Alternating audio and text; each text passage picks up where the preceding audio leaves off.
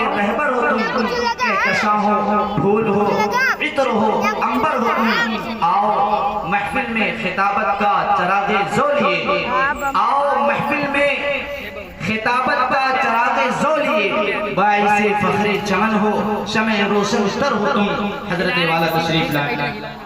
व रहमतुल्लाहि व बरकातुहू। व अलैकुम अस्सलाम व रहमतुल्लाहि तआला। अजीज साथियों और बुजुर्गों और अजीज तलबा, मेरी निगाहें देख रही कि बीच में कुर्सियाँ खाली, ये बिल्कुल महफिल के खिलाफ था।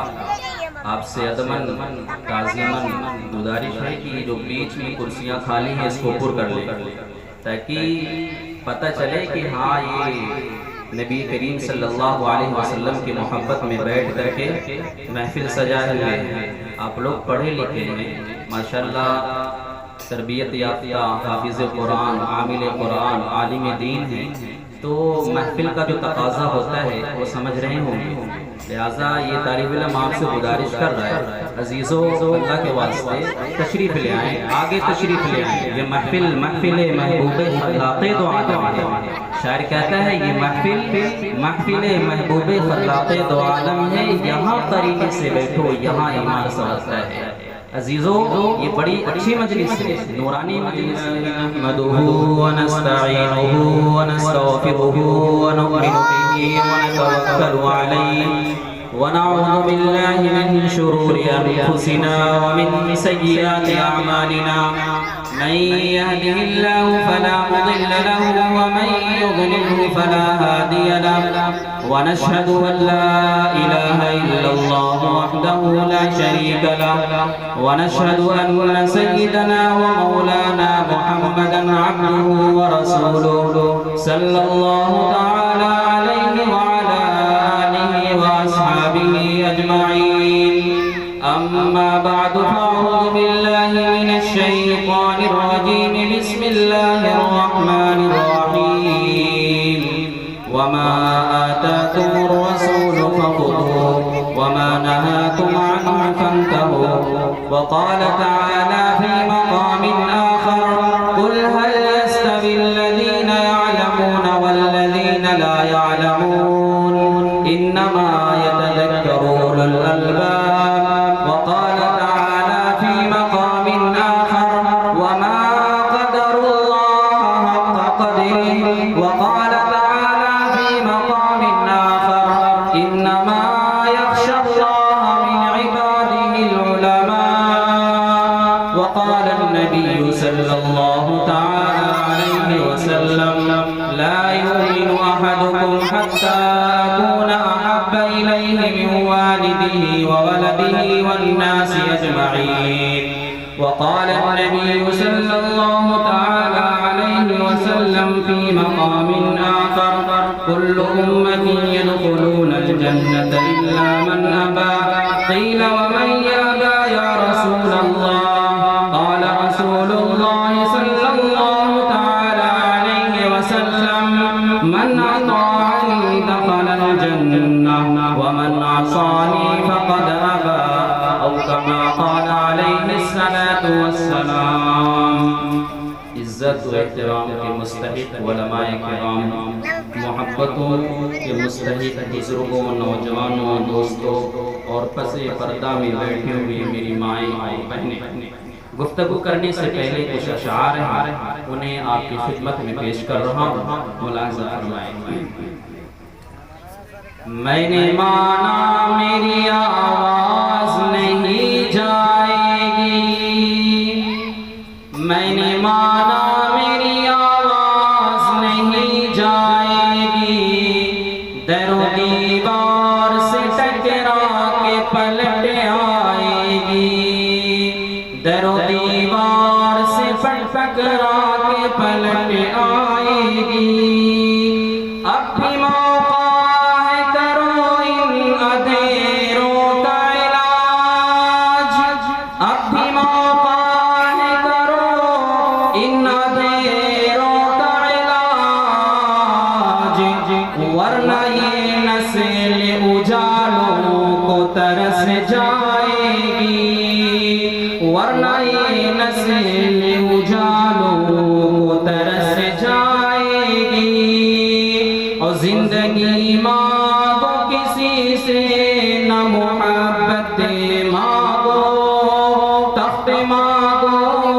कोई ताज हुकूमत मांगो, झूठी दुनिया है दुनिया की न शोहरत मांगो, झूठी दुनिया है दुनिया की न शोहरत मांगो,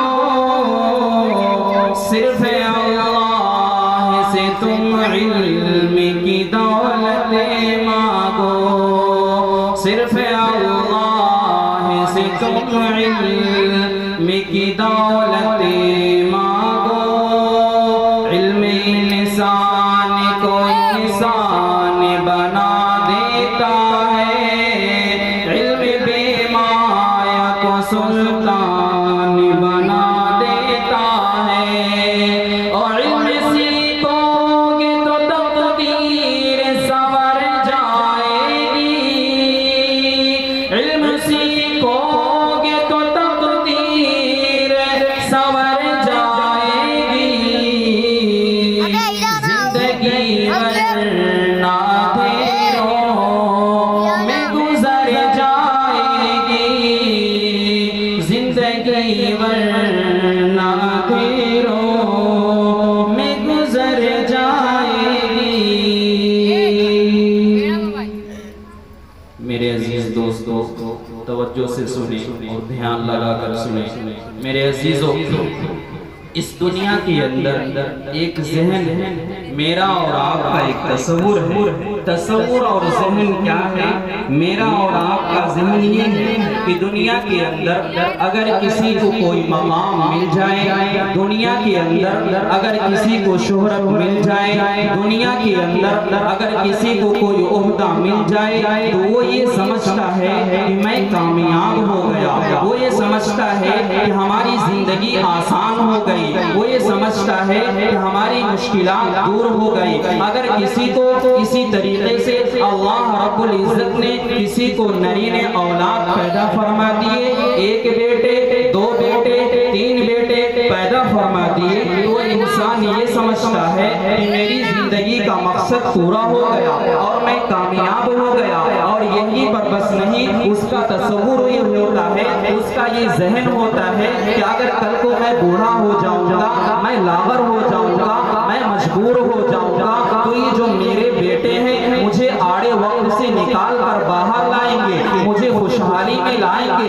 मेरे काम आएंगे, मेरे दुख दर्द में काम आएंगे। नहीं मेरे अजीजों, ये बिल्कुल हमारा तस्वुर और हमारे ज़हन में जो बात गर्दिश कर रही है, जो घूम रही है, ये बिल्कुल गलत है। ऐसा नहीं होगा, ये हम ख्वाब ख्याल में चल रहे हैं, गफलत की चादर ओढ़े हुए हैं। लिहाजा मेरे अजीजों, हमें और आपको गफलत की चादर को फेंकना होगा, उसे दूर करना होगा। क्यों? कुरान में अल्लाह रब्बुल इज्जत इरशाद फरमा देते हैं, यौम ला यनफउ मालुन वला बनून इल्ला मन अतल्लाह बिक़ल्बिन सलीम। ऐ मेरे बंदो, ऐ मेरी बंदियों, जो तुमने एक तस्वुर किया है ना, जो तुमने एक जहन में बना रखा है, जहन में ये बात बिठा रखी है, ये जो मेरे पास माल है ये काम आ जाएगा, इसी तरीके से मैं प्रॉपर्टी का मालिक बना हुआ हूँ, मुझे शहर के अंदर, मुझे सोसाइटी के अंदर एक मकाम मिला हुआ है, एक मर्तबा मिला हुआ है, एक उरूज मिला हुआ है, एक बुलंदी मिली हुई है, तो मैं कामयाब हो गया। नहीं मेरे अजीजों, ये बिल्कुल गलत है, ये बिल्कुल गलत है, ये झूठ है, ये ख्वाब है। क्योंकि कुरान में अल्लाह रब्बुल इज्जत इरशाद फरमा रहे हैं, ये जो तुम्हारे माल है, ये जो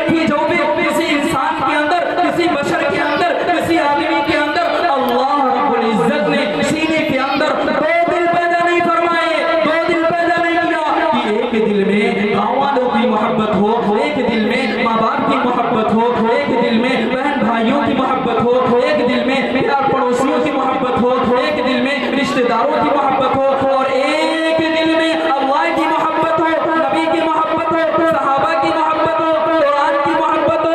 ऐसा नहीं है, अल्लाह रब्बुल इज्जत ने इंसान के वजूद में सिर्फ और सिर्फ एक दिल बनाया है, और उस दिल में मेरे अजीजों अल्लाह की मोहब्बत को पैदा करना होगा, नबी की मोहब्बत को पैदा करना होगा, सहाबा की मोहब्बत को पैदा करना होगा, और इसी तरीके से हाफिज कुरान की मोहब्बत को पैदा करना होगा, आमीन कुरान की मोहब्बत को पैदा करना होगा। मेरे अजीजों अब भला बताओ ये कैसे पैदा होगा, ये बात कैसे समझ में आएगी? तो मेरे अजीजों बात उसी वक्त समझ में आएगी और मोहब्बत उसी वक्त पैदा होगी जब हम और आप इल्म को तलाश करेंगे, इल्म को सीखेंगे, इल्म की तलाश में दर दर भटकते रहेंगे, इल्म को सीखेंगे, तब जाके मेरे अजीजों कुरान हासिल होगा, नबी की मोहब्बत हासिल होगी, अल्लाह की मोहब्बत हासिल होगी। कुरान फरमाता है कुल हल यस्तवी लदीना यअलमूना वल्लदीना ला यअलमून, कि जानने वाले और ना जानने वाले दोनों बराबर नहीं हो सकते। तो मेरे अजीजों अब गौर करो, फिक्र करो, सोचो क्या हमारे पास कुरान का इल्म है या नहीं, अल्लाह रब्बुल इज्जत की मारिफत का इल्म है या नहीं, नबी करीम सल्लल्लाहु अलैहि वसल्लम की मारिफत का इल्म है या नहीं। और अगर नहीं है मेरे अजीजों, ये हमें इल्म को तलाश करना पड़ेगा, इल्म को सीखना पड़ेगा, इल्म को हासिल करना पड़ेगा। और इल्म को सीखने के लिए, इल्म को हासिल करने के लिए हमें कहाँ जाना पड़ेगा? हमें मदारिस में जाना पड़ेगा, हमें मकातिब में जाना पड़ेगा, हमें मसाजिद में जाना पड़ेगा, हमें उलमा से जुड़ना होगा, हमें अकाबरीन से जुड़ना होगा, हमें अल्लाह वालों की सोहबत में बैठना होगा। मेरे अजीजों लेकिन आज माहौल का, आज माशरे का माहौल बड़ा उल्टा है, आज माशरे का मामला बड़ा अजीब है कि हम तो इल्म सीखने के लिए, हम तो इल्म को नहीं सीखते, हम दुनियावी इल्म सीख रहे हैं, हम उखरवी इल्म को नहीं सीखते। इल्म दो तरह का होता है, एक इल्म उखरवी होता है, एक इल्म दुनियावी होता है। मेरे अजीजों ये उखरवी इल्म जो होता है, ये इल्म ऐसा है जिसे दीन इस्लाम कहा जाता है। इस दिल को, इस इल्म को सीखेंगे तो ये इल्म हमारे लिए दुनिया में भी नाफे होगा और आखिरत में भी नाफे होगा। और जो दुनियावी इल्म है ये ऐसा इल्म है कि ये सिर्फ और सिर्फ मेरे अजीजों सिर्फ दुनिया में काम आएगा, दुनिया ही में सिर्फ हमें बुलंदी मिल सकती है, उसके अलावा वो हमारे आखिरत में काम आने वाला नहीं है। तो लिहाजा मेरे अजीजों हमें दीन को सीखने की जरूरत है, इल्म दीन को हासिल करने की जरूरत है। नबी करीम सल्लल्लाहु अलैहि वसल्लम की एक हदीस और सुनते जाओ और अपने सीनों में बिठाते जाओ, कानों से सुनिए और दिल के कानों से भी सुनिए और अज़्म मुसम्मम यहाँ से करिए। अल्लाह के नबी सल्लल्लाहु अलैहि वसल्लम ने किसी डॉक्टर के बारे में, किसी इंजीनियर के बारे में, किसी प्रोफेसर के बारे में, किसी पायलट के बारे में, किसी और ओहदेदार के बारे में ये नहीं कहा कि तुम ही कामयाब हो, तुम ही बुलंदी के लायक हो, तुम ही उरूज वाले हो, बल्कि क्या कहा खैरुकुम मन तअल्लमल कुरान व अल्लमा, कि तुम ही सबसे बुलंद हो, तुम ही बेहतर ही रहोगे, तुम ही आबा इज्जत ही रहोगे, वही लोग बेहतर होंगे जो कुरान सीखते हैं और कुरान सिखाते हैं। अब अंदाजा लगाओ मेरे अजीजों, क्या हमारा ऐसा मामला है या नहीं? क्या हमारा रहना सहना ऐसा है या नहीं? क्या हम इल्म को सीख रहे हैं या नहीं सीख रहे हैं? अगर हम इल्म दीन को सीखेंगे तो मेरे अजीजों हमें पता चलेगा कि इस्लाम में पर्दे का मकाम क्या है, हमें पता चलेगा माँ बाप का मकाम क्या है, हमें पता चलेगा छोटे बच्चों का मकाम क्या है, हमें पता चलेगा बड़ों का मकाम क्या है, हमें पता चलेगा बहन का मकाम क्या है, हमें पता चलेगा भाई का मकाम क्या है। मेरे अजीजों यही इस्लाम है, यही दीन इस्लाम है जिसने हमारी माओ और बहनों को मकाम इतना बुलंद कर दिया, इतना मकाम दे दिया। मेरे अजीजों हज़रत फातिमा ज़हरा रज़ियल्लाहु ताला अन्हा की उनकी बातें सुनिए और उनकी बातें सुनिए, उनकी जिंदगी को देखिए, उनके अखलाक को देखिए, उनके कैरेक्टर को देखिए, उनके रहने सहने को देखिए। पर्दे में मेरी माएँ और बहनें बैठी हैं, उनसे गुजारिश करूंगा तवज्जो से सुनिएगा। आज जो हमारे